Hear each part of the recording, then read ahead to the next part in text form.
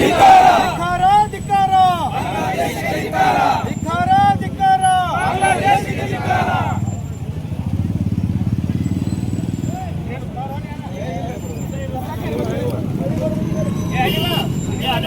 ನೋಡ್ಕೋಬೇಕು. ಅದ್ರ ತಕ್ಕಂಗ ಅವ್ನ ದೇಶದೊಳಗೆ ಏನ್ ನಮ್ಮ ಹಿಂದುಳಿದ ಇದು ಮಾಡಿದಾರ ಅನ್ಯಾಯ ಅದನ್ನ ಈಗ ತಿಳ್ಕೊಂಡು ಸರಿಯಾಗಿದ್ರು ಅವ್ರು ಸರಿಯಾಗಿ ಮುಂದಿನ ಜೀವನದಾಗ ಉಳಿತಾರ. ಇಲ್ಲಂದ್ರ ಅವ್ರು ಹುಡುಕಾಡ ಹೋಗ್ಬೇಕು. ಅವ್ರ ಜನನ ಹುಡುಕಾಡ್ರು ಸಿಗದಂತ ಪರಿಸ್ಥಿತಿ ನಿರ್ಮಾಣ ಆಗೈತಿ.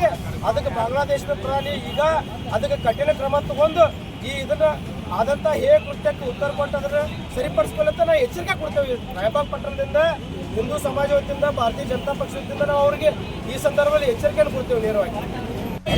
ಬಜರಂಗ ದಳ ತಾಲೂಕಾ ಘಟಕ ರಾಯಬಾಗ್ ವತಿಯಿಂದ ಇವತ್ತು ಬಾಂಗ್ಲಾದೇಶದಲ್ಲಿ ಹಿಂದೂಗಳ ಮೇಲೆ ಅತ್ಯಾಚಾರ ಆಗತ್ತಿದೆ.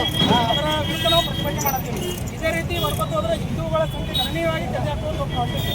ಬಾಂಗ್ಲಾದೇಶದ ಪ್ರಧಾನಮಂತ್ರಿ ಮುಂದೆ ನಿಂತ ಇದನ್ನ ಇದು ಕೃತ್ಯ ಮಾಡೋಕ್ಕೆ ಎಲ್ಲರಿಗೂ ಅವರ ಹಸ್ತಾಂತರದಿಂದ ಆಗ್ತಾ ಇದೆ.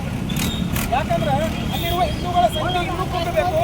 ಈಗಾಗಲೇ 7% ಅಷ್ಟು ಹಿಂದೂಗಳ ಅದು ಅಷ್ಟು ಎಲ್ಲ ಕಮ್ಮಿ ಆಗಬೇಕು. ಪೂರ್ಣ ಇಸ್ಲಾಂ ಆಡಳಿತ ಆಗಬೇಕನ್ನುವಂಥ ಇಸ್ಲಾಂ ದೇಶ ಆಗಬೇಕಂತೇಳಿ ಅವ್ರು ಬಯಸ್ತಾ ಇದ್ದಾರೆ.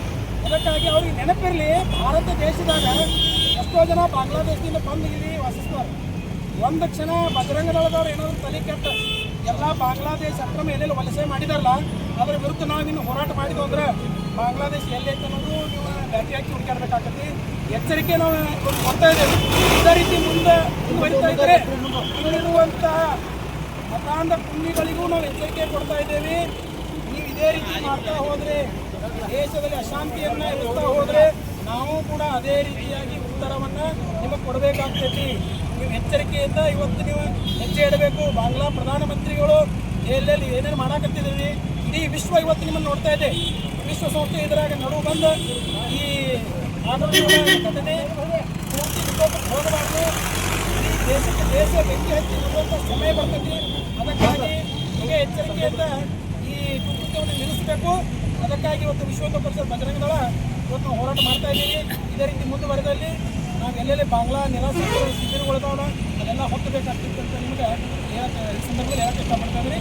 ಜೈ ಶ್ರೀರಾಮ್. ವಿಶ್ವ ಹಿಂದೂ ಪರಿಷತ್ ಹಾಗೂ ಹಲವಾರು ಸಂಘಟನಾ ಕೂಡಿ ಬಾಂಗ್ಲಾದೇಶನಲ್ಲಿ ಏನು ನಮ್ಮ ಹಿಂದೂ ಅಂತಂದ್ರೆ ಕೊಂದರು, ಚಿತ್ರಹಿಂಸೆ ಕೊಟ್ಟು ಕೊಂದರು, ಅದಕ್ಕೆ ನಾವು ತೀವ್ರವನ್ನು ಹೋರಾಟವನ್ನು ಮಾಡಿದ್ದೀವಿ.